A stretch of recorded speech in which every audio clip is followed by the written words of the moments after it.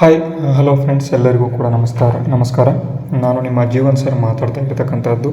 ಇವತ್ತಿನ ತರಗತಿ ನಿಮಗೆಲ್ಲರಿಗೂ ಕೂಡ ಗೊತ್ತಿದೆ, SSC GD ಪರೀಕ್ಷೆಗೆ ಸಂಬಂಧಪಟ್ಟಂತೆ ನಾವೇನು ಮಾಡ್ತಿದ್ದೇವೆ, ಪ್ರತಿದಿನ GK ತರಗತಿಗಳನ್ನು ತೆಗೆದುಕೊಂಡು ನಿಮಗೆ ಬರ್ತಾ ಇದ್ದೇವೆ. ನಿಮಗೆ ಯೂಸ್ಫುಲ್ ಆಗುತ್ತೆ ಅಂತ ತೆಗೆದುಕೊಂಡು ಬರ್ತಾ ಇದ್ದೇವೆ. ಇನ್ನೂ ಕೂಡ 30 ತನಕ ಎಕ್ಸಾಮ್ ಇದೆ. ಕಂಟಿನ್ಯೂಸ್ ಆಗಿ ನೋಡಿ, ತುಂಬ ಇಂಪಾರ್ಟೆಂಟ್ ಕ್ಲಾಸಸ್ಗಳು ಇಲ್ಲಿ ನಡೀತಾ ಇದ್ದಾವೆ. ಮತ್ತು ಅದರ ಜೊತೆಗೆ ಈಗ ಯಾರಾದರೂ ಇನ್ನೂ ಕೂಡ ಅಗ್ನಿವೀರ್ ಆರ್ಮಿಗೆ ಏನಾದರೂ ನೀವು ಅಪ್ಲಿಕೇಶನ್ ಹಾಕಿದರೆ ಎಲ್ಲರೂ ಕೂಡ ಕಮೆಂಟ್ ಮಾಡಿ. ಜೂನ್ 1ರಿಂದ ಜೂನ್ 15ರವರೆಗೆ ಏನಿದೆ ಎಕ್ಸಾಮ್ ಇದೆ, ಅವರಿಗೂ ಕೂಡ ನಾವೇನು ಮಾಡ್ತೇವೆ ಅಂತ ಅಂದರೆ ತರಗತಿಗಳನ್ನು ಕೊಡ್ತೇವೆ. ನಿಮಗೆ ಏನಾದರೂ ಬೇಕು ಅಂತ ಅಂದರೆ ಓಕೆನಾ, ಅದನ್ನು ಕೂಡ ಕಮೆಂಟ್ ಮಾಡಿ. ನೆಕ್ಸ್ಟ್ ಇಲ್ಲಿ ಮೇಯ್ನಾಗಿ ಇದುವರೆಗೂ ಆಗಿರ್ತಕ್ಕಂಥ ಪೇಪರ್ಗಳ ಒಂದು ವಿಶ್ಲೇಷಣೆ ಬೇಕು ಅಂತಂದರೆ ಇಲ್ಲಿ ಕೊಟ್ಟಿರ್ತಕ್ಕಂಥ ಒಂದು ಸ್ಕ್ಯಾನರ್ ಮುಖಾಂತರ ನೀವೇನು ಮಾಡಿ ಅಂತ ಅಂದರೆ 29 ರೂಪಾಯಿಗಳನ್ನು ಕಳಿಸಿ ನೀವು PDF ಪಡ್ಕೋಬೋದಾಗಿರ್ತದೆ. ಟೆಲಿಗ್ರಾಮ್ ಮುಖಾಂತರ ನಿಮಗೆ PDF ಬರುತ್ತೆ. ಅದಕ್ಕಾಗಿ ನೀವೇನು ಮಾಡಬೇಕು, ಇಲ್ಲಿ ಕೊಟ್ಟಿರ್ತಕ್ಕಂಥ ಸ್ಕ್ಯಾನರ್ನ ಸ್ಕ್ರೀನ್ಶಾಟ್ ಹೊಡ್ಕೊಂಡು ಅಮೌಂಟನ್ನು ಪೇ ಮಾಡಿ 29 ರೂಪೀಸನ್ನು ನಾವು ನಿಮಗೆ PDF ಕಳಿಸ್ತೇವೆ. ನೆಕ್ಸ್ಟು ಅದ ಬಳಿಕ ಇಲ್ಲಿ ಕೊಟ್ಟಿರ್ತಕ್ಕಂಥದ್ದು ನನ್ನ ಬಗ್ಗೆ ನಾನು ಏನು ಮಾಡ್ತಾ ಇದ್ದೇನೆ, ಮತ್ತು ಇಲ್ಲಿ ನನ್ನ ಚಾನಲ್ಗಳು ಯಾವ್ಯಾವ ಇದ್ದಾವೆ, ನಮ್ಮ ಒಂದು ವಿದ್ಯಾರ್ಥಿಗಳು ಯಾರು ಇದ್ದಾರೆ, ಮತ್ತು ಇಲ್ಲಿ ನಾನು ಪ್ರಸ್ತುತವಾಗಿ ಏನು ಮಾಡ್ತಾ ಇದ್ದೇನೆ ಎನ್ನುವುದರ ಬಗ್ಗೆ ಮಾಹಿತಿಗಳನ್ನು ಕೊಟ್ಟಿದ್ದಾರೆ. ನಿಮಗೇನಾದರೂ ಬೇಕು ಅಂತಂದರೆ ಓದ್ಕೋಬೋದಾಗಿರ್ತದೆ. ಈಗ ಡೈರೆಕ್ಟಾಗಿ ಇವತ್ತಿನ ಒಂದು ಮೊದಲನೇ ಪ್ರಶ್ನೆ ನೋಡೋಣ. ಅದಕ್ಕೂ ಮುಂಚಿತವಾಗಿ ನಿನ್ನೆ ಆಗಿರ್ತಕ್ಕಂಥ ಒಂದು ಅಪ್ಡೇಟ್ ಇದು, ಕೋಸ್ಟಲ್ ಲೆಂತ್ ಆಫ್ ಇಂಡಿಯಾ ಅಂತ. ಕೋಸ್ಟಲ್ ಅಂತ ಅಂದರೆ ಈಗ ನಮ್ಮ ಒಂದು ಭಾರತದಲ್ಲಿ ಸಮುದ್ರದ ತಟಮಾರ್ಗ ಏನಿದೆ ಅದು ಎಷ್ಟಿದೆ ಅಂತ ಇಲ್ಲಿ ಕೊಟ್ಟಿದ್ದಾರೆ. ಈಗ ಅಪ್ಡೇಟೆಡ್ ಆಗಿರ್ತಕ್ಕಂಥದ್ದು ನೋಡಿ, 11,098.81 ಕಿಲೋಮೀಟರ್ ಇರ್ತಕ್ಕಂಥದ್ದು ಈಗ. ಓಕೆನಾ, ತುಂಬ ಇಂಪಾರ್ಟೆಂಟು ಕೇಳ್ತಾರೆ. ಮತ್ತು ಇಲ್ಲಿ old figure before satellite mapping ಅಂದರೆ ಹಳೆಯದು ಮ್ಯಾಪಿಂಗ್ ನೋಡ್ಬೋದು, 7,516 ಕಿಲೋಮೀಟರ್ ಇತ್ತು. ಈಗ ಇನ್ಕ್ರೀಸ್ ಎಷ್ಟಾಗಿದೆ, 3,582.21 kilometre due to satellite mapping ಮುಖಾಂತರ ಇಲ್ಲಿ ಆಗಿರ್ತಕ್ಕಂಥದ್ದು. ಅದರಲ್ಲಿ ಗುಜರಾತ್ ಅತಿ ಹೆಚ್ಚು ಆಗಿರ್ತಕ್ಕಂಥದ್ದು ಇಲ್ಲಿ ನೋಡ್ಬೋದು. ಗುಜರಾತ್ ಅತಿ ದೊಡ್ಡದಾಗಿರ್ತಕ್ಕಂಥ ಒಂದು ಕೋಸ್ಟ್ ಲೈನ್ ಅನ್ನು ನಮ್ಮ ಒಂದು ಭಾರತದಲ್ಲಿ ಹೊಂದಿದೆ. ತುಂಬ ಇಂಪಾರ್ಟೆಂಟು. ಗುಜರಾತು, ಮಹಾರಾಷ್ಟ್ರ ನೋಡಿ ಯಾವ್ಯಾವುದು ಹೊಂದಿದೆ ಅಂತಲೂ ಕೂಡ ಹೇಳಿಬಿಡ್ತೇನೆ. ಗುಜರಾತ್, ಮಹಾರಾಷ್ಟ್ರ, ಗೋವಾ, ಕರ್ನಾಟಕ, ಕೇರಳ, ಲಕ್ಷದ್ವೀಪ, ತಮಿಳುನಾಡು, ಪುದುಚೇರಿ, ಆಂಧ್ರ ಪ್ರದೇಶ, ಒಡಿಶಾ ಮತ್ತು ಕೊನೆಯದಾಗಿ ಅಂಡಮಾನ್ ನಿಕೋಬಾರನ್ನು ಏನು ಮಾಡಬಾರ್ದು, ಮರಿಬಾರದು ಅಂತ. ಇಷ್ಟು ತುಂಬ ಇಂಪಾರ್ಟೆಂಟ್ ಆಗಿರ್ತಕ್ಕಂಥದ್ದು. ನೆಕ್ಸ್ಟ್ ಇಲ್ಲಿ ಯೂನಿಯನ್ ಟೆರಿಟರಿಗಳನ್ನು ಅದರಲ್ಲೂ ಕೂಡ ಜಾಸ್ತಿ ಆಗಿರ್ತಕ್ಕಂಥದ್ದು ಎಲ್ಲಿ ಅಂತ ಕೇಳಿದರೆ 3,083 ಕಿಲೋಮೀಟರ್ ಎಲ್ಲಿದೆ, ಅಂಡಮಾನ್ ನಿಕೋಬಾರದಲ್ಲಿದೆ. ಅದೇ ಟೋಟಲ್ ಆಗಿ ನಮ್ಮ ಒಂದು ಭಾರತದಲ್ಲಿ ಏನಿದೆ, ಟೋಟಲ್ ಆಗಿರ್ತಕ್ಕಂಥ ಲ್ಯಾಂಡಲ್ಲಿ ಅತಿ ಹೆಚ್ಚಾಗಿರ್ತಕ್ಕಂಥ ಒಂದು ಕೋಸ್ಟಲ್ ಅಂತ ಯಾವ ಒಂದು ರಾಜ್ಯಕ್ಕಿದೆ ಅಂತ, ಯಾವ ಒಂದು ಯೂನಿಯನ್ ಟೆರಿಟರಿ ಸೇರಿಸ್ಕೊಂಡು ಕೇಳಿದ್ರಿ ಅಂತ ಅಂದರೆ ಅಂಡಮಾನ್ ನಿಕೋಬಾರ್ ಬರುತ್ತೆ. ರಾಜ್ಯ ಕೇಳಿದರೆ ಗುಜರಾತ್ ಬರುತ್ತೆ. ತುಂಬ ಇಂಪಾರ್ಟೆಂಟ್. ಓಕೆನಾ. ಮತ್ತು ಇಲ್ಲಿ ಅತಿ ಕಡಿಮೆ ಇರ್ತಕ್ಕಂಥ ಒಂದು ಕೋಸ್ಟ್ ಲೈನ್ ಇರ್ತಕ್ಕಂಥದ್ದು ಯಾವುದು ಯೂನಿಯನ್ ಟೆರಿಟರಿ ಕೇಳಿದರೆ ಪುದುಚೇರಿ ಆಗುತ್ತೆ. ನೆಕ್ಸ್ಟ್ ಇಲ್ಲಿ ನೀವು ರಾಜ್ಯ ಕೇಳಿದರೆ ಯಾವುದಾಗುತ್ತೆ ನೋಡಿ, ರಾಜ್ಯ ಯಾವುದಂತ ಅಂದರೆ ಗೋವಾ ಆಗುತ್ತೆ. ಓಕೆನಾ. ಇವಿಷ್ಟು ತುಂಬ ಇಂಪಾರ್ಟೆಂಟು. ಡೈರೆಕ್ಟಾಗಿ ಕ್ವಶನ್ ಕೇಳ್ತಾರೆ ನೋಡಿ. ಇಲ್ಲಿ ಬೇಕಾದರೆ ನಾನು ಇಲ್ಲೂ ಕೂಡ ಅವರೇ ಕೊಟ್ಟಿದ್ದಾರೆ. Longest coast line among the states ಅಂತ ಕೇಳಿದರೆ ಗುಜರಾತು, ಶಾರ್ಟೆಸ್ಟ್ ಕೇಳಿದರೆ Goa, longest coast line among the union territory ಕೇಳಿದರೆ ಅಂಡಮಾನ್ ನಿಕೋಬಾರ್, ಅದೇ ಶಾರ್ಟೆಸ್ಟ್ ಕೇಳಿದರೆ ಪುದುಚೇರಿ ಅಂತ. ಮತ್ತು ಇಲ್ಲಿ revision of the India's coast line was ಏನಂತ ಅಂದರೆ carried out by the ministry of home affairs. ಅಂದರೆ ಮಿನಿಸ್ಟ್ರಿ ಆಫ್ ಹೋಮ್ ಅಫೇರ್ಸ್ ಏನು ಮಾಡಿದರೆ ಅವರು ಮಾಡ್ತಾರೆ ಅಂತ. The high resolution satellite imagery advanced mapping techniques resulting the more accurate measurement ಅಂತ ಕೊಟ್ಟಿದ್ದಾರೆ. ಈಗ ಕರೆಕ್ಟಾಗಿರ್ತಕ್ಕಂಥ ಅಕ್ಯುರೇಟ್ ಮೆಜರ್ಮೆಂಟ್ ಇದು 11,098.81 ಕಿಲೋಮೀಟರ್ ಕೋಸ್ಟ್ ಲೈನ್ ಭಾರತದ ಒಂದು ಕೋಸ್ಟ್ ಲೈನ್ ಇದೆ. ಇಷ್ಟನ್ನು ಈ ಒಂದು ಇಮೇಜಲ್ಲಿ ನಾನು ನಿಮಗೆ ತೋರಿಸ್ಕೊಟ್ಟಿದ್ದೇನೆ. ನಿಮಗೆ ಯೂಸ್ ಆಗ್ಬೋದು, ನೆನ್ಪಿಟ್ಕೊಳ್ಳಿ. ಯಾಕೆ ಅಂತ ಅಂದರೆ ಪಕ್ಕಾ ಪ್ರಶ್ನೆಗಳು ಇಲ್ಲಿಂದ ಬರುವಂಥ ಒಂದು ಸಾಧ್ಯತೆಗಳು ಜಾಸ್ತಿ ಇರ್ತವೆ. ನೋಡಿ ಮುಂದಿನ ಪ್ರಶ್ನೆ ಏನಿದೆ, ಡಾಕ್ಟರೈನ್ ಆಫ್ ಸಬ್ಸಿಡರಿ ಅಲಯನ್ಸ್ ಅಥವಾ ಸಹಾಯಕ ಸೈನ್ಯ ಪದ್ಧತಿಯನ್ನು ಜಾರಿಗೆ ತಂದವರು ಯಾರು ಅಂತ ಇಲ್ಲಿ ಪ್ರಶ್ನೆ ಕೇಳಿದರೆ, ನಿನ್ನೆ ವಿಡಿಯೋದಲ್ಲಿ ನಾನೇನು ಹೇಳಿದೆ, ಡಾಕ್ಟರೈನ್ ಆಫ್ ಲ್ಯಾಬ್ಸ್ ದತ್ತು ಮಕ್ಕಳಿಗೆ ಹಕ್ಕಿಲ್ಲ ನೀತಿಯನ್ನು ಯಾರು ತೆಗೆದುಕೊಂಡು ಬಂದರು ಅಂತ. ಯಾರಪ್ಪ ತೆಗೆದುಕೊಂಡು ಬಂದಿದ್ದು ದತ್ತು ಮಕ್ಕಳಿಗೆ ಹಕ್ಕಿಲ್ಲ ಅಂತಕ್ಕಂಥದ್ದು ನೋಡಿ ಹೇಳಿ ನೋಡೋಣ. ಈಗ ನೋಡಿ ಏನು ಕೇಳಿದ್ದಾರೆ ಅಂತ, ಡಾಕ್ಟರೈನ್ ಆಫ್ ಸಬ್ಸಿಡರಿ ಅಲಯನ್ಸ್ ಇದನ್ನು ಯಾರು ತಂದರು ಅಂತ ಕೇಳಿದರೆ ಲಾರ್ಡ್ ವೆಲ್ಲೆಸ್ಲಿ ಅವರು. ಡಾಲೌಸಿ ಅವರು ಏನು ತೆಗೆದುಕೊಂಡು ಬರ್ತಾರೆ ಅದನ್ನು ಕೂಡ ಹೇಳಬೇಕು ನೀವು. ನೆಕ್ಸ್ಟ್ ಇಲ್ಲಿ ಹೇಸ್ಟಿಂಗ್ ಅವರು ಮತ್ತು ಇಲ್ಲಿ ಲಾರ್ಡ್ ಕರ್ಜನ್ ಅವರು, ಇವ್ರ ಬಗ್ಗೆನೂ ಕೂಡ ನೀವೇನು ಮಾಡಬೇಕು, ಸ್ವಲ್ಪ ಓದ್ಕೊಂಡಿದ್ರೆ ನಿಮಗೆ ಎಕ್ಸಾಮಲ್ಲಿ ಏನೂ ಕೂಡ ಕ್ವಶನ್ಸ್ ಏನಾಗಲ್ಲ, ಮಿಸ್ ಆಗಲ್ಲ ಅಂತ. ಓಕೆನಾ, ಮಿಸ್ ಆಗಲ್ಲ ಅಂತ. ಡೈರೆಕ್ಟಾಗಿ ಮುಂದಿನ ಪ್ರಶ್ನೆಗೆ ಹೋಗೋಣ. ನೋಡಿ, ಮೂಲಭೂತ ಹಕ್ಕುಗಳ ಜಾರಿಗಾಗಿ ಸುಪ್ರೀಂ ಕೋರ್ಟ್ಗೆ ರಿಟ್ ಹೊರಡಿಸುವ ಅಧಿಕಾರವನ್ನು ಯಾವ ವಿಧಿ ನೀಡುತ್ತೆ? ನೋಡಿ, ಸುಪ್ರೀಂ ಕೋರ್ಟು ಹೈಕೋರ್ಟ್ ಎರಡಿರ್ತವೆ. ಸುಪ್ರೀಂ ಕೋರ್ಟಿಗೆ ಏನು ಅಧಿಕಾರ ನೀಡ್ತಕ್ಕಂಥ ವಿಧಿ ಯಾವುದಪ್ಪ ಅಂತಂದರೆ 32ನೇ ವಿಧಿ. ಹೈಕೋರ್ಟಿಗೆ ಯಾವ ವಿಧಿ ಅಧಿಕಾರ ನೀಡುತ್ತೆ ಹಾಗೆಯೇ 226ನೇ ವಿಧಿ. ಇಲ್ಲಿ ರಿಟ್ಗಳ ಒಂದು ಇದರಲ್ಲಿ ಬರೋದಾದರೆ ಹೆಚ್ಚಿನದಾಗಿ ಇರ್ತಕ್ಕಂಥ ಒಂದು ಪವರ್ಸ್ ಹೈಕೋರ್ಟಿಗಿದೆ ದ್ಯಾನ್ ಸುಪ್ರೀಂ ಕೋರ್ಟ್ ಅಂತ. ಜಾಸ್ತಿ ಪವರ್ ಯಾರಿಗಿದೆ? ಹೈಕೋರ್ಟಿಗಿದೆ. ಸುಪ್ರೀಂ ಕೋರ್ಟಿಗೆ ಕಡಿಮೆ ಪವರ್ ಇದೆ ರಿಟ್ಟನ್ನು ಹೊರಡಿಸುವಲ್ಲಿ. ಆದರೆ ನಾವು ಮೂಲಭೂತ ಹಕ್ಕುಗಳ ಉಲ್ಲಂಘನೆ ಆದರೆ ಡೈರೆಕ್ಟಾಗಿ ನಾವು ಯಾರ ಹತ್ರ ಹೋಗ್ಬೋದು? ಸುಪ್ರೀಂ ಕೋರ್ಟ್ ಹತ್ರ ಹೋಗ್ಬೋದು. ಯಾವ ವಿಧಿಯ ಮುಖಾಂತರದಿಂದ? 32ನೇ ವಿಧಿಯ ಒಂದು ಮುಖಾಂತರದಿಂದ ಅಂತ. ಇಲ್ಲಿ ಯಾವುದು ಸರಿಯಾದ ಉತ್ತರ? 32ನೇ ವಿಧಿ. ಹಾಗಾದರೆ 143ನೇ ವಿಧಿ ಏನಪ್ಪ ಹೇಳುತ್ತೆ ಅಂತ ನೋಡೋದಾದರೆ 143ನೇ ವಿಧಿ ಏನು ಪ್ರೆಸಿಡೆಂಟ್ ಇರ್ತಾರೆ ಅಥವಾ ರಾಷ್ಟ್ರಪತಿ ಇರ್ತಾರೆ, ಅವರಿಗೇನಾದರೂ ಸಲಹೆಗಳು ಬೇಕು ಅಂತ ಅಂದರೆ ಏನು ಸುಪ್ರೀಂ ಕೋರ್ಟ್ ಆಫ್ ಇಂಡಿಯಾದ ಒಂದು ಏನು ಸುಪ್ರೀಂ ಕೋರ್ಟ್ ಜಡ್ಜ್ ಏನಿರ್ತಾರೆ ಮೇಯ್ನ್ ಜಡ್ಜು, ಅವರಿಗೆ ಏನು ಕೇಳ್ಬೋದು? ಅವರು ಏನು ರೆಕಮೆಂಡೇಷನ್ಸನ್ನು ಕೇಳ್ಬೋದು. ಇದು ಯಾವುದಪ್ಪ ಅಂತ 143ನೇ ವಿಧಿ ಹೇಳುತ್ತೆ. 13ನೇ ವಿಧಿ ಏನು ಹೇಳುತ್ತೆ ಅಂತ ಅಂದರೆ ಇಲ್ಲಿ 13ನೇ ವಿಧಿ ನಿಮಗೆ ಮೂಲಭೂತ ಹಕ್ಕುಗಳ ಬಗ್ಗೆ ಸ್ಟೇಟ್ ಅಂತ ಅಂದರೆ ಏನು ಎಂಬತಕ್ಕಂಥ ಮಾಹಿತಿಯನ್ನು 13ನೇ ವಿಧಿ ಹೇಳುತ್ತೆ. ಇಷ್ಟು ಗೊತ್ತಿರಲಿ. ಮುಂದಿನ ಪ್ರಶ್ನೆಗೆ ಹೋಗೋಣ. ಓಪನ್ ಮಾರ್ಕೆಟ್ ಆಪರೇಷನ್ ಅಂದರೆ RBI ಕೆಳಗಿನ ಯಾವುದನ್ನು ಖರೀದಿಸುವುದು ಮತ್ತು ಮಾರಾಟ ಮಾಡುವುದನ್ನು ಸೂಚನೆ ಮಾಡುತ್ತೆ ಅಂತ ಇಲ್ಲಿ ಪ್ರಶ್ನೆ.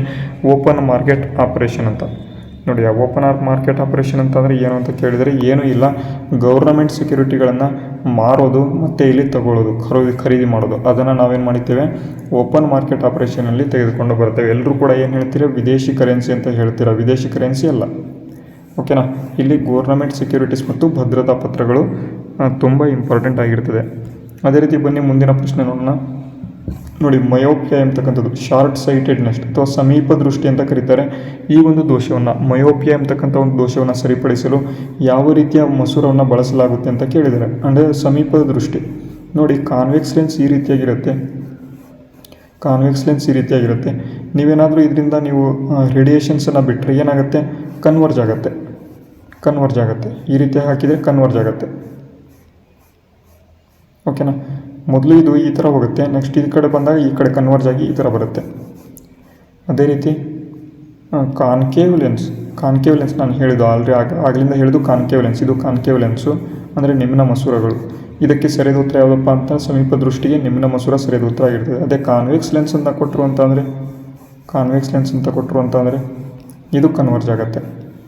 ಅದೇ ಕಾನ್ಕೇವ್ ಲೆನ್ಸ್ ಕೊಟ್ಟರು ಅಂತ ಡೈವರ್ಜ್ ಆಗುತ್ತೆ. ಡೈವರ್ಜಿಂಗ್ ಲೆನ್ಸ್ ಯಾವುದು? Concave lens. ಕನ್ವರ್ಜಿಂಗ್ ಲೆನ್ಸ್ ಯಾವುದು? Converging lens is the convex lens. ಇವೆರಡೂ ಕೂಡ ತುಂಬ ಇಂಪಾರ್ಟೆಂಟು. ಇಲ್ಲಿ ಮಯೋಪಿಯಾ ಎಂಬತಕ್ಕಂಥದ್ದು ಸಮೀಪ ದೃಷ್ಟಿ ಅಂತ ಅಂದರೆ ಹತ್ತಿರದ್ದು ಕಾಣುತ್ತೆ ಆದರೆ ದೂರದ್ದು ಕಾಣಲ್ಲ. ಹಾಗಾಗಿ ನಿಮ್ನ ಮಸೂರವನ್ನು ಇಲ್ಲಿ ಬಳಸ್ತಾರೆ. ಅದೇ ರೀತಿ ಹೈಪರ್ ಮೆಟ್ರೋಪಿಯಾ ಅಂತ ಇನ್ನೊಂದು ಬರುತ್ತೆ, ದೂರದೃಷ್ಟಿ ಅಂತ. ಅದು ದೂರದ್ದು ಕಾಣುತ್ತೆ ಬಟ್ ಹತ್ತಿರದ್ದು ಕಾಣಲ್ಲ ಅಂತ. ಅದಕ್ಕೆ ನಾವೇನು ಬಳಸ್ತೇವೆ? ಕಾನ್ವೆಕ್ಸ್ ಮಿರರನ್ನು ಬಳಸ್ತೇವೆ, ಪೀನ ಮಸೂರನ್ನು ಬಳಸ್ತೇವೆ. ಇಲ್ಲಿ ಮಯೋಪಿಯಾ ಅಂತ ಇದೆ, ಮಯೋಪಿಯಾಗೆ ಕಾನ್ಕೇವ್ ಲೆನ್ಸ್ ಅದು ಗೊತ್ತಿರಬೇಕು. ಮುಂದಿನ ಪ್ರಶ್ನೆಗೆ ಹೋಗೋಣ. ನೋಡಿ, ಹೂ ಎಸ್ಟಾಬ್ಲಿಷ್ಡ್ ದ ಆತ್ಮೀಯ ಸಭಾ ಇನ್ 1815 ಅಂತ. 1815ರಲ್ಲಿ ಆ ಆತ್ಮೀಯ ಸಭೆಯನ್ನು ಸ್ಥಾಪನೆ ಮಾಡಿದವರು ಯಾರು ಅಂತ ತುಂಬ ಇಂಪಾರ್ಟೆಂಟ್ ಪ್ರಶ್ನೆ. ಯಾರಪ್ಪ ಇದನ್ನು ಸ್ಥಾಪನೆ ಮಾಡಿದವರು ಅಂತ ಕೇಳಿದರೆ ಇಲ್ಲಿ ರಾಜಾರಾಮ್ ಮೋಹನ್ ರಾಯ್ ಅವರು ಈ ಒಂದು ಆತ್ಮೀಯ ಸಭೆಯನ್ನು 1815ರಲ್ಲಿ ಸ್ಥಾಪನೆಯನ್ನು ಮಾಡ್ತಾರೆ. ತುಂಬ ಇಂಪಾರ್ಟೆಂಟ್ ಇದು. ಮತ್ತು ಇಲ್ಲಿ ಏನು ಬ್ರಹ್ಮ ಸಮಾಜವನ್ನು ಯಾರಪ್ಪ ಸ್ಥಾಪನೆ ಮಾಡ್ತಾರೆ ಅಂತ ಕೇಳ್ತಾರೆ, ಅದು ಕೂಡ ರಾಜಾರಾಮ್ ಮೋಹನ್ ರಾಯ್. ಅದೇ ಥಿಯೋಸಾಫಿಕಲ್ ಸೊಸೈಟಿನ ಯಾರಪ್ಪ ಪ್ರಾರಂಭ ಮಾಡ್ತಾರೆ, ಅದು ಕೂಡ ತುಂಬ ಇಂಪಾರ್ಟೆಂಟು. ಅದನ್ನು ನೀವು ಕಾಮೆಂಟ್ ಬಾಕ್ಸ್ ಮೂಲಕ ತಿಳಿಸ್ಬೋದು. ಮತ್ತು ಇಲ್ಲಿ ಬೇರೆ ಆಪ್ಷನ್ಸ್ ಕೊಟ್ಟಿದ್ದೇನೆ. ಈಶ್ವರ್ ಚಂದ್ರ ವಿದ್ಯಾಸಾಗರ್ ಅಂತ, ಇವ್ರ ಬಗ್ಗೆನೂ ಕೂಡ ನೋಡ್ಕೋಬೇಕು. ಸ್ವಾಮಿ ವಿವೇಕಾನಂದ ಅವ್ರ ಬಗ್ಗೆನೂ ಕೂಡ ನೋಡ್ಕೋಬೇಕು. ದೇವೇಂದ್ರನಾಥ್ ಟ್ಯಾಗೋರ್ ಅವ್ರ ಬಗ್ಗೆನೂ ಕೂಡ ನೋಡಿಕೊಂಡ್ರೆ ಮಾತ್ರ ನಿಮಗೆ ಯೂಸ್ ಆಗುತ್ತೆ. ನೆಕ್ಸ್ಟು ಮುಂದಿನ ಪ್ರಶ್ನೆ ನೋಡಿ. The Kyoto protocol is N international treaty primarily focused on ಅಂತ. ಕ್ಯೋಟೋ ಪ್ರೋಟೋಕಾಲ್ ಅಂತಕ್ಕಂಥದ್ದು ಅಂತಾರಾಷ್ಟ್ರೀಯ ಒಪ್ಪಂದ ಆಗಿದೆ. ಇದು ಮುಖ್ಯ ಯಾವುದರ ಮೇಲೆ ಕೇಂದ್ರೀಕೃತ ಆಗಿದೆ ಅಂತ ಇಲ್ಲಿ ಪ್ರಶ್ನೆ. ಮುಖ್ಯ ಯಾವುದರ ಮೇಲೆ ಕೇಂದ್ರೀಕೃತ ಆಗಿದೆ ಅಂತ ಎಲ್ಲರೂ ಕೂಡ ಹೇಳ್ತೀರಾ ಓಝೋನ್ ಲೇಯರ್ ಡಿಪ್ಲೀಷನ್ ಅಂತ. ಬಟ್ ಓಝೋನ್ ಲೇಯರ್ ಡಿಪ್ಲೀಷನ್ ಅಂತ ಮಾಂಟ್ರಿಯಲ್ ಪ್ರೋಟೋಕಾಲ್ ಅಂತ ಒಂದಿದೆ. ಮಾಂಟ್ರಿಯಲ್ ಪ್ರೋಟೋಕಾಲ್ ಅದು ಓಝೋನ್ ಲೇಯರ್ಗೆ ಸಂಬಂಧ ಹೊಂದಿರ್ತದೆ. ಗ್ರೀನ್ ಹೌಸ್ ಗ್ಯಾಸ್ ಅಥವಾ ಹಸಿರು ಮನೆ ಅನಿಲಗಳ ಹೊರಸೂಸುವಿಕೆಗೆ ಈ ಒಂದು ಕ್ಯೋಟೋ ಪ್ರೋಟೋಕಾಲ್ ತುಂಬ ನ್ಯೂಸಲ್ಲಿ ಇದೆ, ಓಕೆನಾ. ಕ್ಯೋಟೋ ಪ್ರೋಟೋಕಾಲ್ ಗ್ರೀನ್ ಹೌಸ್ ಇಲ್ಲಿ ಗ್ಯಾಸಿಗೆ ಸಂಬಂಧ ಹೊಂದಿದೆ ಅಂತ. ಅದೇ ರೀತಿ ಬನ್ನಿ ಮುಂದಿನ ಪ್ರಶ್ನೆಗೆ ಹೋಗೋಣ. ನೋಡಿ, ದ ಐಸ್ಲೆಟ್ ಆಫ್ ಲ್ಯಾಂಗರೆನ್ಸ್ ಎಂಬತಕ್ಕಂಥದ್ದು ಮಾನವನ ದೇಹದ ಯಾವ ಅಂಗದಲ್ಲಿ ಕಂಡುಬರುತ್ತೆ ಅಂತ. ಐಸ್ಲೆಟ್ ಆಫ್ ಲ್ಯಾಂಗರೆನ್ಸ್ ಎಂಬತಕ್ಕಂಥದ್ದು ಎಲ್ಲಿ ಕಂಡುಬರುತ್ತೆ ಅಂತ ಕೇಳಿದರೆ ಮೇದೋಜೀರಕ ಗ್ರಂಥಿಯಲ್ಲಿ ಕಂಡುಬರುತ್ತೆ, ಪ್ಯಾಂಕ್ರಿಯಾಸಲ್ಲಿ. ಪ್ಯಾಂಕ್ರಿಯಾಸಲ್ಲಿ ಕಂಡುಬರುತ್ತೆ. Largest gland of the human body ಅಂತ ಅಂದರೆ ಲಿವರ್. ಯಾವುದು ಗ್ರಂಥಿ, ದೊಡ್ಡ ಗ್ರಂಥಿ ಯಾವುದು? ಲಿವರ್ ಗ್ರಂಥಿ, ತುಂಬ ಇಂಪಾರ್ಟೆಂಟು. ಕಿಡ್ನಿ ಏನು ಮಾಡುತ್ತೆ? Structural and functional unit of nephron ಅಂತ ಕೇಳ್ತಾರೆ, ಅದು ಕಿಡ್ನಿ ಆಗಿರ್ತದೆ. ಓಕೆನಾ, ಕಿಡ್ನಿ ಅಂತ ಕೇಳ್ತಾರೆ, ನೆಫ್ರಾನ್ ಅಂತ ಆಗಿರ್ತದೆ. ಕಿಡ್ನಿ ಏನು ಮಾಡುತ್ತೆ? ನಮಗೆ ರಕ್ತವನ್ನು ಏನು ಮಾಡುತ್ತೆ? ಶುದ್ಧೀಕರಣ ಮಾಡುತ್ತೆ, ಅದು ಗೊತ್ತಿರಬೇಕು. ಸ್ಪ್ಲೀನ್ ಎಂಬತಕ್ಕಂಥದ್ದು largest organ of the human body ಯಾವುದು ಅಂತ ಕೇಳಿದರೆ ಸ್ಪ್ಲೀನ್ ಆಗಿರ್ತದೆ, ಅದು ಕೂಡ ಕೇಳ್ತಾರೆ. ನೆಕ್ಸ್ಟ್ ಮುಂದಿನ ಪ್ರಶ್ನೆ, ಭಾರತೀಯ ರಾಷ್ಟ್ರೀಯವಾದಿಗಳಿಂದ ಯಾವ ಕಾಯ್ದೆಯನ್ನು ಕಪ್ಪು ಕಾಯ್ದೆ ಎಂದು ಕರೆಯಲಾಗುತ್ತೆ ಅಂತ ಇಲ್ಲಿ ಪ್ರಶ್ನೆ. ಕಪ್ಪು ಕಾಯ್ದೆ ಅಂತ ನೋಡಿ, ಬ್ಲಾಕ್ ಆ್ಯಕ್ಟ್ ಅಂತ ಕರೀತಾರೆ. ಬ್ಲಾಕ್ ಆ್ಯಕ್ಟ್ ಅಂತ ಯಾವುದನ್ನು ಕರೀತಾರೆ ಅಂತ ಕೇಳಿದರೆ ರೆಗ್ಯುಲೇಟಿಂಗ್ ಕಾಯ್ದೆ, ರೌಲತ್ ಕಾಯ್ದೆ, ಪಿಟ್ಸ್ ಇಂಡಿಯಾ ಕಾಯ್ದೆ, ಚಾರ್ಟರ್ ಕಾಯ್ದೆ ಅಂತ ಕೊಟ್ಟಿದ್ದಾರೆ. ನೋಡಿ, ರೌಲತ್ ಆ್ಯಕ್ಟ್ ಎಂಬತಕ್ಕಂಥದ್ದು, ರೌಲತ್ ಕಾಯ್ದೆ ಏನಿದೆ ಇದು ಕಪ್ಪು ಕಾಯ್ದೆ ಅಂತ ಇಲ್ಲಿ ಕರೀತಾರೆ. 1919 ಬರುತ್ತೆ. ರೆಗ್ಯುಲೇಟಿಂಗ್ ಕಾಯ್ದೆ 1773 ಬರುತ್ತೆ. ಪಿಟ್ಸ್ ಇಂಡಿಯಾ ಕಾಯ್ದೆ 1784 ಬರುತ್ತೆ. ಚಾರ್ಟರ್ ಕಾಯ್ದೆ 3 ಚಾರ್ಟರ್ ಕಾಯ್ದೆಗಳು ಬರ್ತವೆ. 1891, 13, 1893 ಒಂದು ಬರುತ್ತೆ. ಮತ್ತು ಇಲ್ಲಿ 1793 ಬರುತ್ತೆ, 813 ಬರುತ್ತೆ, 1833 ಬರುತ್ತೆ. ಟೋಟಲ್ ಆಗಿ 3 ಚಾರ್ಟರ್ ಕಾಯ್ದೆಗಳು ಬರ್ತವೆ, ಅದು ಕೂಡ ಗೊತ್ತಿರಬೇಕು. ಓಕೆನಾ, ಮುಂದಿನ ಪ್ರಶ್ನೆ ನೋಡೋಣ. ಅರ್ಥಶಾಸ್ತ್ರದಲ್ಲಿ ಗ್ರೇಷಮ್ಸ್ನ ಒಂದು ನಿಯಮ ಯಾವುದಕ್ಕೆ ಸಂಬಂಧ ಹೊಂದಿದೆ ಅಂತ ನೋಡಿ. ಗ್ರೇಷಮ್ಸ್ನ ನಿಯಮ ಯಾವುದಕ್ಕೆ ಸಂಬಂಧ ಹೊಂದಿದೆ ಅಂತ ಕೇಳಿದರೆ ಇದು ಆಲ್ರೆಡಿ ಕ್ವಶನ್ ಆಗಿದೆ. ಸರ್ಕ್ಯುಲೇಷನ್ ಆಫ್ ಮನಿ ಬಗ್ಗೆ ಸಂಬಂಧ ಹೊಂದಿದೆ. ಆಪ್ಷನ್ ಯಾವುದು? Circulation of money. Option B ಇಲ್ಲಿ ಸರಿಯಾದ ಉತ್ತರ ಆಗಿದೆ. ಕೇಳ್ತಾರೆ ಗ್ರೇಷಮ್ಸ್ ಲಾ ಅಂತ ಯಾವುದಕ್ಕೆ ಸಂಬಂಧ ಹೊಂದಿದೆ ಅಂತ, ಟ್ಯಾಕ್ಸೇಷನ್ ಅಂತ ಹಾಕ್ಬಿಡ್ತೀರಾ, ಬಟ್ ಇಲ್ಲಿ ಸರ್ಕ್ಯುಲೇಷನ್ ಆಫ್ ಮನಿ ಸರಿಯಾದ ಉತ್ತರ ಆಗಿರ್ತದೆ. ಓಕೆನಾ, ಮುಂದಿನ ಪ್ರಶ್ನೆಗೆ ಹೋಗೋಣ. ನೋಡಿ, ಮುಂದಿನ ಪ್ರಶ್ನೆ ಏನಿದೆ, Sundarban delta is the region formed by which rivers ಅಂತ ಕೊಟ್ಟಿದ್ದಾರೆ. ಸುಂದರ್ಬನ್ ಡೆಲ್ಟಾ ಪ್ರದೇಶವು ಯಾವ 2 ನದಿಗಳಿಂದ ನಿರ್ಮಾಣ ಆಗಿದೆ ಅಂತ ಎಲ್ಲರಿಗೂ ಕೂಡ ಗೊತ್ತಿದೆ, ಗಂಗಾ ಮತ್ತು ಬ್ರಹ್ಮಪುತ್ರ ನದಿ. ಗಂಗಾ ಮತ್ತು ಬ್ರಹ್ಮಪುತ್ರ ನದಿ ತುಂಬ ಇಂಪಾರ್ಟೆಂಟ್, ಇದು ಕೇಳ್ತಾರೆ. ಗಂಗಾ ಮತ್ತು ಬ್ರಹ್ಮಪುತ್ರ ನದಿಯಿಂದ ಸುಂದರ್ಬನ್ ಡೆಲ್ಟಾ ಫಾರ್ಮೇಷನ್ ಆಗಿದೆ. ಎಲ್ಲಿದೆ? ವೆಸ್ಟ್ ಬೆಂಗಾಲ್ ಮತ್ತು ಇಲ್ಲಿ ಬಾಂಗ್ಲಾದೇಶದ ಒಂದು ತಟಸ್ಥದಲ್ಲಿ ಅಥವಾ ಏನು ಕೋಸ್ಟ್ ಲೈನಲ್ಲಿ ಕಂಡುಬರುತ್ತೆ. ಅದೇ ರೀತಿ ಬನ್ನಿ, ಥೈರಾಕ್ಸಿನ್ ಹಾರ್ಮೋನ್ನ ಸಂಶ್ಲೇಷಣೆಗೆ ಯಾವ ಧಾತು ಅತ್ಯಗತ್ಯ ಆಗಿದೆ? ಎಲ್ಲರಿಗೂ ಕೂಡ ಈಸಿಯಾಗಿರ್ತಕ್ಕಂಥ ಕ್ವಶನು. ಅಯೋಡಿನ್ ಕೊರತೆಯಿಂದ ಥೈರಾಯ್ಡ್ ಅಂತಕ್ಕಂಥ ಒಂದು ಕಾಯಿಲೆ ಬರುತ್ತೆ. ಅದಕ್ಕಾಗಿ ಅಯೋಡಿನ್ ತಿಂದ್ವಿ ಅಂತ ಅಂದರೆ ಥೈರಾಕ್ಸಿನ್ ಹಾರ್ಮೋನ್ಗೆ ಥೈರಾಕ್ಸಿನ್ ಪ್ರೊಡಕ್ಷನ್ ಆಗೋದ್ರಲ್ಲಿ ಇದಾಗುತ್ತೆ. ಅದಕ್ಕಾಗಿ ನಮಗೆ ಏನು ಬರಲ್ಲ, ಥೈರಾಯ್ಡ್ ಕಾಯಿಲೆ ಬರಲ್ಲ ಅಂತ ಇಷ್ಟು ಗೊತ್ತಿರಬೇಕು. ಮುಂದಿನ ಪ್ರಶ್ನೆಗೆ ಹೋಗೋಣ. ನೋಡಿ, ದ ಕ್ಯಾಬಿನೆಟ್ ಮಿಷನ್ ತುಂಬ ಇಂಪಾರ್ಟೆಂಟ್. ನೋಡಿ, ಕ್ಯಾಬಿನೆಟ್ ಮಿಷನ್ ಭಾರತಕ್ಕೆ ಬಂದ ವರ್ಷ ಯಾವುದು ಅಂತ ಕೇಳಿದರೆ ತುಂಬ ಇಂಪಾರ್ಟೆಂಟ್ ಕ್ವಶನ್ ಇದು. ಯಾವುದಪ್ಪ ಕ್ಯಾಬಿನೆಟ್ ಮಿಷನ್ ಭಾರತಕ್ಕೆ ಬಂದಂಥ ವರ್ಷ ಯಾವುದು? ನೋಡಿ, ಯಾವುದಪ್ಪ ಅಂತ 1946. ಅದೇ ಕ್ವಿಟ್ ಇಂಡಿಯಾ ಮೂವ್ಮೆಂಟ್ ಯಾವಾಗಾಗಿದ್ದು? 1942. ಅದು ಗೊತ್ತಿರಬೇಕು. ಕ್ಯಾಬಿನೆಟ್ ಮಿಷನ್ 1946ರಲ್ಲಿ ಬರ್ತಾರೆ. ಹಾಗಾದರೆ ಕ್ಯಾಬಿನೆಟ್ ಮಿಷನ್ನ ಒಂದು 3 ಯಾರು ಅದರ ಹೆಡ್ ಆಗಿರ್ತಾರೆ? ಕ್ರಿಪ್ಸ್, ಅಲೆಕ್ಸಾಂಡರ್, ಲಾರೆನ್ಸ್ 3 ತೆಗೆದುಕೊಂಡು ಬರ್ತಾರೆ. ಕ್ರಿಪ್ಸ್ ಮಿಷನ್ ಅಂತ, ಕ್ರಿಪ್ಸ್ ಮತ್ತು ಕ್ಯಾಬಿನೆಟ್ ಮಿಷನ್ ಅಂತ 2 ಬರ್ತವೆ. ಮೊದಲು ಕ್ರಿಪ್ಸು 1942ರಲ್ಲಿ ಬರುತ್ತೆ. ಅದನ್ನು ಔಟ್ ಡೇಟೆಡ್ ಚೆಕ್ ಅಂತ ಮಹಾತ್ಮ ಗಾಂಧಿಯವರು ಹೇಳ್ತಾರೆ. ನೆಕ್ಸ್ಟು ಅದೇ ಇದನ್ನು 1946ರಲ್ಲಿ ಕ್ಯಾಬಿನೆಟ್ ಮಿಷನ್ ಅಂತ ಬರುತ್ತೆ. ಕ್ರಿಪ್ಸ್ ಅಂತ ಒಂದು ಬೇರೆ 1942ರಲ್ಲಿ ಬರುತ್ತೆ. 1942ರಲ್ಲಿ ಕ್ರಿಪ್ಸು, 1946ರಲ್ಲಿ ಏನು ಬರುತ್ತೆ? ಕ್ಯಾಬಿನೆಟು. 2 ಕೂಡ ಗೊತ್ತಿರಬೇಕು. ನೆಕ್ಸ್ಟ್ ಮುಂದಿನ ಪ್ರಶ್ನೆ. ನೆಕ್ಸ್ಟ್ ಇನ್ನೊಂದು ಬರುತ್ತೆ ಮೌಂಟ್ ಬ್ಯಾಟನ್ ಪ್ಲಾನ್ ಅಂತ, ಅದು 1947ರಲ್ಲಿ ಬರುತ್ತೆ. ನೆಕ್ಸ್ಟ್ ನೋಡಿ, ಮಾನವ ಜೀರ್ಣಕ್ರಿಯೆಯಲ್ಲಿ ಜೈವಿಕ ವೇಗವರ್ಧಕವಾಗಿ ಬಯೋಲಾಜಿಕಲ್ ಕೆಟಲಿಸ್ಟ್ ಆಗಿ ಕಾರ್ಯನಿರ್ವಹಿಸ್ತಕ್ಕಂಥ ಕಿಣ್ವ ಯಾವುದು ಅಂತ ಕೇಳಿದರೆ ನೋಡಿ, ಲೀಪೇಜು, ಅಮೈಲೇಜು, ಪೆಪ್ಸಿನ್ನು, ಆಲ್ ಆಫ್ ದಿ ಅಬವ್ ಅಂತ ಕೊಟ್ಟಿದ್ದಾರೆ. ಯಾವುದಪ್ಪ ಕಿಣ್ವ ಅಂತ? ಲೀಪೇಜ್ ಕೂಡ ಇರುತ್ತೆ, ಅಮೈಲೇಜ್ ಕೂಡ ಇರುತ್ತೆ, ಪೆಪ್ಸಿನ್ ಕೂಡ ಇರುತ್ತೆ. ಹಾಗಾಗಿ ಆಲ್ ಆಫ್ ದಿ ಅಬವ್ ಇಲ್ಲಿ ಸರಿಯಾದ ಉತ್ತರ ಆಗಿದೆ. ಅದೇ ರೀತಿ ನೋಡಿ, article 44 of the Indian constitution, ಭಾರತದ ಸಂವಿಧಾನದ 44ನೇ ವಿಧಿ ಯಾವುದಕ್ಕೆ ಸಂಬಂಧ ಹೊಂದಿದೆ?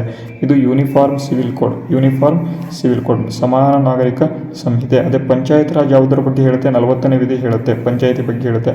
ಫಂಡಮೆಂಟಲ್ ಡ್ಯೂಟೀಸ್, ಕರ್ತವ್ಯಗಳು ಯಾವೊಂದು ಭಾಗದಲ್ಲಿದ್ದಾವೆ? 4A, 51A ಎಂಬತಕ್ಕಂಥ ವಿಧಿಯಲ್ಲಿ ಕಂಡುಬರುತ್ತೆ. ರೈಟ್ ಟು ಪ್ರಾಪರ್ಟಿ ಈಗ ನೋಡಿ 31ನೇ ವಿಧಿಯಲ್ಲಿತ್ತು, ಈಗ 300A ವಿಧಿಯಲ್ಲಿ ಬಂದಿದೆ. 300A ರೈಟ್ ಟು ಪ್ರಾಪರ್ಟಿಯನ್ನು 300A ವಿಧಿಗೆ ಕಳಿಸಲಾಗಿರ್ತಕ್ಕಂಥ ಅಮೆಂಡ್ಮೆಂಟ್ ಅಥವಾ ತಿದ್ದುಪಡಿ ಕಾಯ್ದೆ ಯಾವುದಪ್ಪ ಅಂತ ಕೇಳಿದರೆ 44ನೇ 44th ಅಮೆಂಡ್ಮೆಂಟ್ 1978 ಅಂತ, ಅದು ಕೂಡ ಗೊತ್ತಿರಬೇಕು. ಇಷ್ಟನ್ನು ನೆನ್ಪಿಟ್ಕೊಳ್ಳಿ. ಮತ್ತು ಇಲ್ಲಿ ಪಂಚಾಯಿತಿ ಸ್ಥಾಪನೆಯಾದ ವರ್ಷ ಯಾವುದು ಅಂತ ಕೇಳ್ತಾರೆ? 1993. ಯಾವ ಒಂದು ಅಮೆಂಡ್ಮೆಂಟಿಂದ ಅಂತಂದರೆ 73ನೇ ಅಮೆಂಡ್ಮೆಂಟು, ಅದು ಕೂಡ ಗೊತ್ತಿರಬೇಕು. ಹಾಗಾದರೆ ಪಂಚಾಯಿತಿ ದಿನ ಕೇಳ್ತಾರೆ ಏಪ್ರಿಲ್ 24 ಅಂತ. ಇಷ್ಟು ಒಂದು ಕ್ವಶನಲ್ಲಿ ನಿಮಗೆ ಬರ್ತವೆ. ಮತ್ತು ಯೂನಿಫಾರ್ಮ್ ಸಿವಿಲ್ ಕೋಡ್ ಮೊದಲ ರಾಜ್ಯ ಯಾವುದು, ಇದನ್ನು ತೆಗೆದುಕೊಂಡು ಬಂದ ಮೊದಲ ರಾಜ್ಯ ಯಾವುದು ಅಂತ ಕೇಳ್ತಾರೆ, ಉತ್ತರಾಖಂಡ. ಈಗ ಎರಡನೇ ರಾಜ್ಯ ತೆಗೆದುಕೊಂಡು ಬರ್ತಾ ಇದೆ, ಯಾವುದು ಬರ್ತಾ ಇದೆ, ಗುಜರಾತು. ಇಷ್ಟು ಗೊತ್ತಿರಬೇಕು. ಒಂದು ಕ್ವಶನ್ಸಲ್ಲಿ ಎಷ್ಟು ಮಾಹಿತಿ ಇದೆ ನೋಡಿ, ಅದಕ್ಕಾಗಿ ಆಪ್ಷನ್ಸ್ ಮುಖಾಂತರ ನೀವೇನು ಮಾಡಬೇಕು, ಓದಬೇಕು ಅಂತ. ನೆಕ್ಸ್ಟ್ ಮುಂದಿನ ಪ್ರಶ್ನೆ, ಏನು ಸಂಸತ್ತು ಅಧಿವೇಶನದಲ್ಲಿ ಇಲ್ಲದಿರುವಾಗ ಸುಗ್ರೀವಾಜ್ಞೆಗಳನ್ನು ಆರ್ಡಿನೆನ್ಸ್ಗಳನ್ನು ಹೊರಡಿಸುವ ಅಧಿಕಾರ ಯಾರಿಗೆ ಇದೆ ಅಂತ. ಆರ್ಡಿನೆನ್ಸ್ಗಳನ್ನು ಹೊರಡಿಸುವ ಅಧಿಕಾರ ಪ್ರೆಸಿಡೆಂಟಿಗೆ ಇರುತ್ತೆ, ಮತ್ತು ಯಾರಿಗೂ ಕೂಡ ಇರೋದಿಲ್ಲ. ಪ್ರೆಸಿಡೆಂಟಿಗೆ ಇರುತ್ತೆ, ರಾಷ್ಟ್ರಪತಿಗಳಿಗೆ ಇರುತ್ತೆ. ಸುಗ್ರೀವಾಜ್ಞೆಗಳನ್ನು ಹೊರಡಿಸ್ತಕ್ಕಂಥ ಅಧಿಕಾರ ಯಾರಿಗಿದೆ, ರಾಷ್ಟ್ರಪತಿಗಳಿಗೆ ಮಾತ್ರ ಇರ್ತದೆ. ಅದೇ ರೀತಿ ಬನ್ನಿ ಮುಂದಿನ ಪ್ರಶ್ನೆ, ಗ್ರೀನ್ GDP ಅಂತ ಅಂದರೆ ಯಾವುದನ್ನು ಸೂಚನೆ ಮಾಡುತ್ತೆ ಅಂತ. ಗ್ರೀನ್ GDP ಅಂದರೆ ಏನು ಅಂತ ಕೇಳಿದರೆ ನೋಡಿ, ಗ್ರೀನ್ GDP ಅಂತಂದರೆ ಏನಪ್ಪ ಅಂತ ಅಂದರೆ GDP ಮೈನಸ್ ಎನ್ವಿರಾನ್ಮೆಂಟಲ್ ಡಿಗ್ರೇಡೇಷನ್ ಅಂತ. ಅಂದರೆ ಪರಿಸರದ ಹಾನಿಯನ್ನು ಕಳೆದ GDPಯನ್ನು ಗ್ರೀನ್ GDP ಅಂತ ಕರೀತಾರೆ. ನೋಡಿ, GDP ಫ್ರಮ್ ರಿನ್ಯೂವಬಲ್ ಎನರ್ಜಿ ಅಂತಲೂ ಕೂಡ ಕರಿಬೋದು. ಇದನ್ನು ರಿನ್ಯೂವಬಲ್ ಎನರ್ಜಿ ಅಂತಲೂ ಕೂಡ ನಾವೇನು ಮಾಡ್ಬೋದು, ಕರಿಬೋದು. ಬಟ್ ಇಲ್ಲಿ ಕರೆಕ್ಟಾಗಿರ್ತಕ್ಕಂಥ ಆನ್ಸರ್ ಯಾವುದು, GDP ಮೈನಸ್ ಎನ್ವಿರಾನ್ಮೆಂಟಲ್ ಡಿಗ್ರೇಡೇಷನ್ ಅಂತ. ಮತ್ತು ಇಲ್ಲಿ ಎಕ್ಸ್ಪೋರ್ಟ್ ಆಫ್ ಆರ್ಗ್ಯಾನಿಕ್ ಗೂಡ್ಸ್ ಇದು ಬರಲ್ಲ ನೋಡಿ, ಇದರಿಂದನೂ ಕೂಡ ಬರುತ್ತೆ. ಬಟ್ ಅಗ್ರಿಕಲ್ಚರ್ GDPಯಿಂದನೂ ಕೂಡ ಗ್ರೀನ್ GDP ಬರುತ್ತೆ. ಬಟ್ ಕರೆಕ್ಟಾಗಿರ್ತಕ್ಕಂಥ ಉತ್ತರ ಯಾವುದು, ಇದು ಪರಿಸರ ಹಾನಿಯನ್ನು ಕಳೆದ GDP ಅಂತ. ಓಕೆನಾ, ಅರ್ಥ ಆಯ್ತಾ? ಮುಂದಿನ ಪ್ರಶ್ನೆಗೆ ಹೋಗೋಣ. ನೋಡಿ, ಮುಂದಿನ ಪ್ರಶ್ನೆ ಏನಿದೆ, ಭೂಮಿಯ ಮೇಲೆ ತಿಳಿದಿರುವ ಅತ್ಯಂತ ಗಟ್ಟಿಯಾದ ನೈಸರ್ಗಿಕ ವಸ್ತು ಯಾವುದು ಅಂತ. ಅಂದರೆ which is the hardest natural substance noun on the earth ಅಂತ ಕೊಟ್ಟಿದ್ದಾರೆ. ಅದು ಡೈಮಂಡು, ವಜ್ರ. ಎಲ್ಲರೂ ಕೂಡ ಪ್ಲಾಟಿನಮ್ ಹಾಕ್ತೀರಾ, ಗ್ರಾಫೈಟ್ ಹಾಕ್ತೀರಾ, ಯಾವುದೂ ಅಲ್ಲ. ಪ್ಲಾಟಿನಮೂ ಇಲ್ಲ, ಏನೂ ಇಲ್ಲ, ಮಣ್ಣು ಇಲ್ಲ. ಡೈಮಂಡೇ, ವಜ್ರನೇ ಅತ್ಯಂತ ದೊಡ್ಡದಾಗಿರೋ ಅತ್ಯಂತ ಗಟ್ಟಿಯಾಗಿರ್ತಕ್ಕಂಥ ಸಬ್ಸ್ಟೆನ್ಸ್ ಯಾವುದು, ವಜ್ರ ಅಂತ. ಅದೇ ರೀತಿ ಮುಂದಿನ ಪ್ರಶ್ನೆ, ಕ್ವಿಟ್ ಇಂಡಿಯಾ ಮೂವ್ಮೆಂಟ್ ತುಂಬ ಇಂಪಾರ್ಟೆಂಟ್ ನೋಡಿ. ಎಲ್ಲಿ ಯಾವ ವರ್ಷದಲ್ಲಿ ಅಂತ ಕೇಳ್ತಾ ಇಲ್ಲ, 1942 ಅಂತ ಎಲ್ಲರಿಗೂ ಕೂಡ ಗೊತ್ತಿದೆ. ಎಲ್ಲಿ ಯಾವ ಸಿಟಿಯಲ್ಲಿ ಪ್ರಾರಂಭ ಆಗಿದ್ದು ನೋಡೋಣ. ಇಂಥ ಪ್ರಶ್ನೆಗಳು ಬಂದರೆ ಏನು ಮಾಡ್ತೀರಾ, ಸುಮ್ಮನೆ ಕೂತ್ಕೊಂಡ್ಬಿಡ್ತೀರಾ. ಎಲ್ಲಪ್ಪ ಕ್ವಿಟ್ ಇಂಡಿಯಾ ಮೂವ್ಮೆಂಟ್ ಸ್ಟಾರ್ಟ್ ಆಗಿದ್ದು ಅಂತ ಅಂದರೆ ಮುಂಬೈನಲ್ಲಿ ಏನು ಮಹಾತ್ಮ ಗಾಂಧಿಯವರು ಏನೇನು ಮಾಡ್ತಾರೆ, ಶುರು ಮಾಡ್ತಾರೆ. ಗೊತ್ತಿರಬೇಕು, ಕೇಳಿದ್ದಾರೆ. ಕ್ವಿಟ್ ಇಂಡಿಯಾ ಮೂವ್ಮೆಂಟು 1942ರಲ್ಲಿ ಸ್ಥಾಪನೆ ಆಗಿದ್ದು ಅಥವಾ ಶುರುವಾಗಿದ್ದು, ಮುಂಬೈನಲ್ಲಿಂದ ಶುರುವಾಗಿದ್ದು, ಅದು ಗೊತ್ತಿರಬೇಕು. ನೆಕ್ಸ್ಟ್ ಮುಂದಿನ ಪ್ರಶ್ನೆ, what is the pH value of pure water. ಶುದ್ಧ ನೀರಿನ pH ಎಷ್ಟಿರುತ್ತೆ ಅಂತ ಕೇಳಿದರೆ 7 ಇರುತ್ತೆ. ನ್ಯೂಟ್ರಲ್ pH ಇರುತ್ತೆ, ವಾಟರ್ದು ನ್ಯೂಟ್ರಲ್ pH ಅದು ಗೊತ್ತಿರಲಿ, 7 ಇರುತ್ತೆ. ನೆಕ್ಸ್ಟ್ ಕೊನೆಯ ಪ್ರಶ್ನೆ ನೋಡಿ, ಭಾರತದ ಸುಪ್ರೀಂ ಕೋರ್ಟ್ನ ಮೊದಲ ಮಹಿಳಾ ನ್ಯಾಯಾಧೀಶರು ಯಾರು ಅಂತ ಕೇಳಿದರೆ, ಇದಕ್ಕೆ ಎಲ್ಲರೂ ಕೂಡ ನಿಮ್ಮ ಆನ್ಸರ್ನ ಕಮೆಂಟ್ ಬಾಕ್ಸ್ ಮೂಲಕ ಕಮೆಂಟ್ ಮಾಡಿ ತಿಳಿಸಬೇಕು. ಯಾಕೆಂದರೆ ತುಂಬ ಇಂಪಾರ್ಟೆಂಟ್ ಪ್ರಶ್ನೆ ಇದು ಕೂಡ, ಅದಕ್ಕಾಗಿ ಕಮೆಂಟ್ ಮಾಡಿ. ಇವತ್ತಿನ ವಿಡಿಯೋ ನಿಮಗೆ ಯೂಸ್ಫುಲ್ ಆಗಿದ್ದರೆ ವಿಡಿಯೋಗೆ ಲೈಕ್ ಮಾಡಿ, ಶೇರ್ ಮಾಡಿ, ಸಬ್ಸ್ಕ್ರೈಬ್ ಯಾರು ಮಾಡಿಲ್ಲ ಎಲ್ಲರೂ ಕೂಡ ಸಬ್ಸ್ಕ್ರೈಬ್ ಮಾಡಿ. ವಿಡಿಯೋ ಮುಗಿಸ್ತೇನೆ. ಜೈ ಹಿಂದ್, ವಂದೇ ಮಾತರಂ.